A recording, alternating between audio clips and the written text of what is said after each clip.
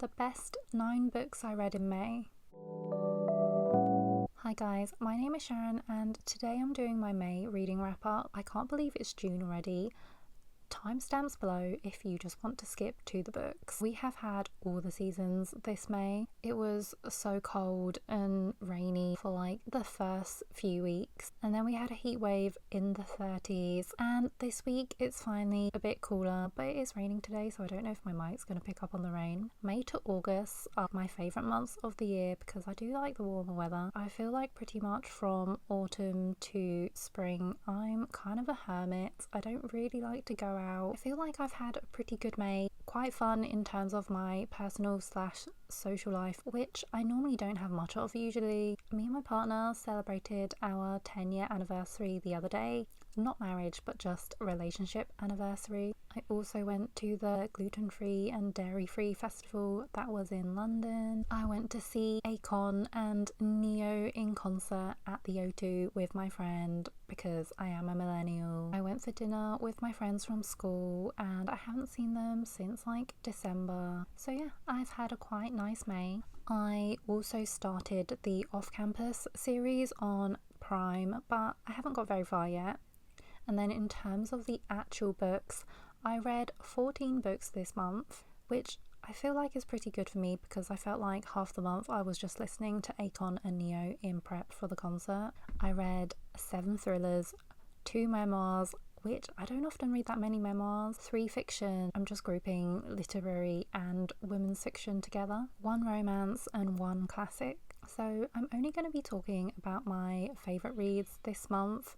The 9 best books I read. First book on this list is Dracula by Bram Stoker. Not a summer read at all, like the complete opposite of a summer read. I don't know why I decided to pick this up, but I guess the beginning of May was much gloomier and colder. I actually have so many books on my physical TBR which I haven't read, so I'm trying to read at least 1 book from my shelf per month. This is actually a reread for me. I read this when I was still in school. I studied this for my A-level English literature. Back in the day, I absolutely hated this. I think I gave this a 2-star on Goodreads originally. I feel like I read the beginning, the middle, and then I probably went to SparkNotes for the end. Because yeah, this is a quite chunky book, and I just felt like I probably didn't read the whole thing. A few years ago, my partner actually just got me this as a random gift because he said it looked pretty, which it does. This is a penguin cloth bound classic and it is such a stunning cover with a quite nice spine as well. I say I read this, but I definitely listened to the audiobook on Audible and it was a very good audiobook with a full cast narration. And turns out sometimes you just like books so much more when you're not having to study it and pull it apart. Okay, I'm gonna put this down now because it's kind of heavy. I forgot this was published in 1987, so I have to give credit to a piece of literature which I don't think it's the first book about vampires ever, but it's definitely one of the most influential. This story is about an evil vampire, Count Dracula, who's from Transylvania, and he relocates to England. And this story is told from the point of view of all the characters whose lives are affected by this evil entity. This story is told entirely through an epistolary format, letters, telegrams, diary entries. This opens with the chapters from a character called Jonathan Harker, and he's an English solicitor who has travelled to Transylvania for some real estate business, and he stays at Castle Dracula. Then he realises that he's become a prisoner here and Dracula is not a regular human. Then when Dracula moves to Whitby, this seaside town in England, he starts terrorising the people who live there, and this is where other characters come into the story. You have Jonathan's fiancée Mina, Mina's friend Lucy, and you get other characters as well like Van Helsing, who is a Swedish vampire hunter. And I forgot that Van Helsing was originally a Bram Stoker creation. I definitely enjoyed the first half of this the most. It is suspenseful, you definitely get the feeling of dread. It's very atmospheric and gothic, and I don't read that many classics, maybe 1 or 2 a year, if that, but I did enjoy this one. I liked that you get the POVs from different characters. It made it more interesting, and I did bump up my original rating from 2 stars to 3.5. It had the potential to be a 4-star, but I feel like the ending just dragged on a bit too much, like when they're trying to take down Dracula. Overall, I was pleasantly surprised that I didn't hate this as much as I did when I was a teenager. The next book, The Story of My Life by Helen Keller. I think Americans might be more familiar with Helen Keller. I think they learn about her in school, but we definitely didn't here in the UK. She is a historical figure who was born in 1880 and she lived until the 1960s. She lost her sight and hearing when she was only 19 months old. She was an author, an advocator for disability rights, and she was also the first deafblind person in the US to get a college degree. This is a relatively short autobiography. She talks about her early days, losing her sight and hearing, and then how she learnt to communicate, which is really interesting to read about, and then different stories of her growing up and later life, such as her education and travels and her struggles. I ended up going down a rabbit hole after reading this, and I had no idea that there's this conspiracy theory where people think that Helen Keller either didn't exist or, she wasn't deafblind, and that the things she accomplished are all made up. And I don't know how common this take is, but whilst I was reading it, at no point was I like, oh yeah, she couldn't have done any of this, because she actually talks about how she learned to read, write and communicate and conceptualize words in this, and it is extraordinary, especially for someone born during her times. She was privileged. She was a white woman in the South, and her parents clearly had money that afforded her this education and all these experiences. I'm sure that many people who were disabled during the time that she was alive would not have had the same level of privilege. But I also think it's very ableist to just denounce someone's accomplishments just because you think they can't achieve them being deafblind. I think it's clear that she was an extraordinary woman. She was extremely smart, but also determined, hardworking, and diligent. As someone who is visually impaired myself, I can't imagine the struggles she went through being a deafblind person, and I'm sure she worked extremely hard to accomplish everything she did. And also, I can't believe, well, I can, the amount of people on TikTok who do like jokes and impressions of Helen Keller, and there's even a quotation marks Helen Keller dance, and it's so disrespectful. Those jokes and impressions are some of the lamest, unfunniest things I've seen in a very long time. Let's put some respect on her name. This was a really interesting, eye-opening memoir. Remarkably Bright Creatures by Shelby van Pelt. I am in my elderly person era this year. I've read quite a lot of books this year where the protagonist is an elderly character. This has been on my TBR for such a long time, but I was like, no, I need to read this because the Netflix adaptation is coming out. So I read this and then I watched the film. I don't know if this book really needs an introduction. It's really popular and beloved. You follow a few different characters in this story.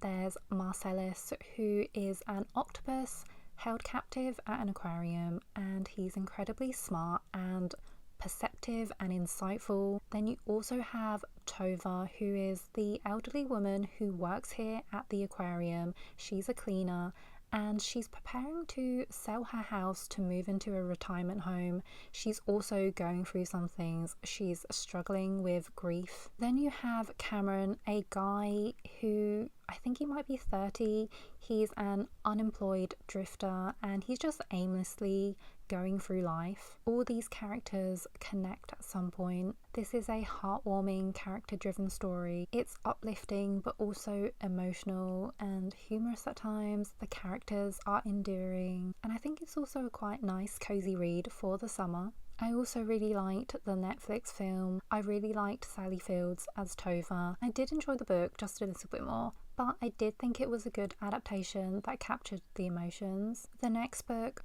We Don't Talk About Carol by Kristen L. Berry. This is a mystery novel following a journalist called Sydney, and she digs up some generational family secrets. Sydney discovers a hidden photo of a mystery girl who she then finds out is her long lost aunt called Carol, who went missing in the 60s, but no one in her family ever talks about her or ever mentions her. After Sydney's grandmother passes away, she decides to do some investigating because Carol was actually one of 6 girls who went missing back then in North Carolina. These girls were never found, the case was closed. And this story does explore, which I think is common knowledge, that black girls and also people of colour in the West, when they go missing, there's just not that much media coverage on them, if any. This story addresses those systemic issues and just how unfortunately there's not as much investigative efforts when it comes to missing black girls. This story is so layered because you're not just following Sydney as she uncovers all this, you're also following her in her personal life. She's dealing with fertility struggles, and she also has a complicated relationship with her mother and sister. This is also a story about generational trauma and dysfunctional family dynamics. This story was heavy and intense, but also really emotional. I don't know how often I've described writing in a mystery novel as beautiful, but honestly the writing was just really beautiful. The storytelling was great. 5 stars. You should definitely read this if you like mysteries, but it is so much more than just a mystery book. Ms. Mabel Goes Back to the Chopping Block by Jessie Q. Sutanto. This is a women's fiction which is very humorous and light-hearted. You're following Mabel, who is a trophy wife in her 60s, and her husband leaves her for their much younger private chef. This then leads her to try win him back, and she decides to take a culinary course in Paris, but somehow she ends up in Cowley in England instead. If you liked the Vera Wong series, I think you'll like this one. Mabel is like a much more glamorous version of Vera Wong, except this one isn't a murder mystery. You get some cultural elements in this because Mabel is Chinese Indonesian, and she does get a bit of a culture shock when she comes here to the UK. She of course has mishaps and problems along the way, but you get to see her journey and her character growth. This was fun and funny. Mabel is a really charming character, though she can be a bit annoying at times.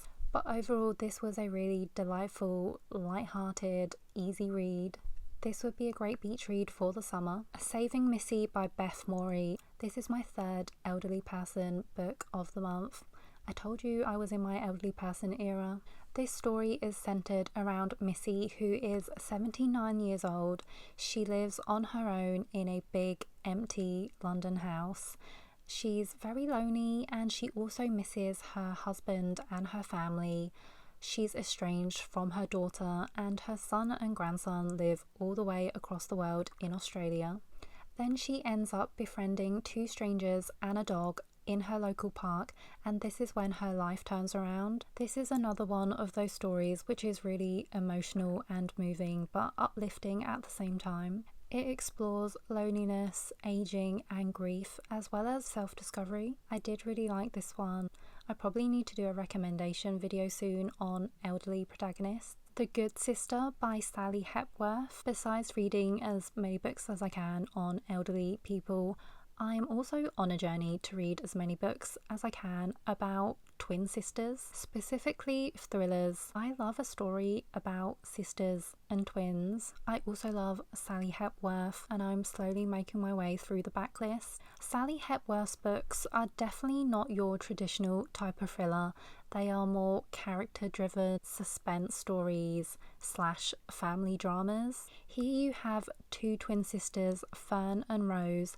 You follow Fern in present day. She works at a library and she has a really rigid routine. She has dinner 3 days a week with her sister. She doesn't like crowds or loud noises. She gets triggered by certain things, and she also has a dark secret past which has been haunting her whole life. And then you follow Rose. You get to see her diary entries from when she was younger. Here you can see what their childhood was like growing up, what their mother was like. Rose is the twin who kind of has it all together. In present day, you can see that Rose is very protective of her sister and she's always checking in on her. They have a very interesting codependent relationship. I think these are actually my favourite kind of thrillers to read. I mean, not that this is a straight up thriller, but I like a much slower, character-driven story where you get invested in the protagonists, and the stories are also really layered, but I also need a good plot twist, and this definitely delivered. I did kind of see this book heading into the direction that it did, so it wasn't completely shocking, but I still think it was really well done. Next book, Born a Crime by Trevor Noah. This is Trevor Noah's memoir, and I've been meaning to read this for a really long time now, so I'm glad I finally got around to it. And I always feel like you have to consume anyone's memoir through an audiobook because they're usually the ones narrating it. This is a collection of stories on what his life was like growing up in apartheid South Africa. I didn't actually know too much about Trevor Noah besides that he's the host of The Daily Show, and I've seen like random clips of him online. He does pretty good jokes about the UK. But Trevor Noah's mother is black and his father is white, and during that time when he was born, apartheid laws made it illegal to have interracial relationships, so that's where the title comes from. He talks about his family's struggles, what he was like during school days and how he made money. He talks about his mother and her devotion to the church, his father, his abusive stepfather, and he talks about all this with a lot of charm and wit. He's such a good storyteller and uses just the right amount of comedy. He went through a lot, and this is emotional, but at the same time it's heartfelt and humorous. And I also loved the final sentence in this memoir. And then the final book, The Villa by Rachel Hawkins. This is a psychological thriller, and it's the first book I've ever read from Rachel Hawkins. I definitely will be reading more. On Goodreads, this only has an average rating of 3.62, which isn't a bad rating, but I feel like books usually around this rating are a hit or a miss for me. So I didn't have very high expectations going into this, and I was pleasantly surprised. Firstly, this is a fantastic audiobook. You have Julia Whalen as one of the audiobook narrators. You also get dual timelines, and there's a podcast element as well. There are transcripts for a true crime podcast throughout this. There's a lot going on in this thriller. It's a quite complicated storyline, so I don't know if I'm going to do a very good job explaining this. You're following the protagonist called Emily, and she's a cozy mystery author. She has this childhood best friend called Chess, and they have a bit of a strained relationship as adults. Chess is also an author, but she's a big-time bestseller writing self-help. So when Chess asks Emily to join her for the summer in Italy in a villa, Emily says yes, and she thinks this will be a good bonding time for her and Chess. It turns out that the villa that Chess rents is infamous for something that went down during the 70s, and this is where the past timeline comes in. You're following Mary, who is a young English girl who spends her summer at this villa after she gets invited by this aspiring musician. But it's not just the two of them staying in this villa, there's also a notorious rock star, and Mary also brings along her stepsister. The antics in this villa are messy, toxic, scandalous, and it leads to a fatal tragedy. Mary also wrote a horror novel while she was staying here, and it went on to be a huge sensation, and the True Crime podcast does talk about Mary and her history. In present day, whilst Emily is here in this villa, she discovers the backstory, and then she starts doing some investigating and looks into the villa's past. This is a pretty complicated storyline. I appreciate that it probably took a long time to craft and weave it all together. You do get some extremely unlikable characters in this thriller, but you also get really great holiday vibes. I really loved the writing style. This was well written, and yeah, I thought this was a solid thriller. So those were my 9 favourite books that I read in May. What were your favourite books last month? If you liked this video, please like or subscribe. It would really help the channel out.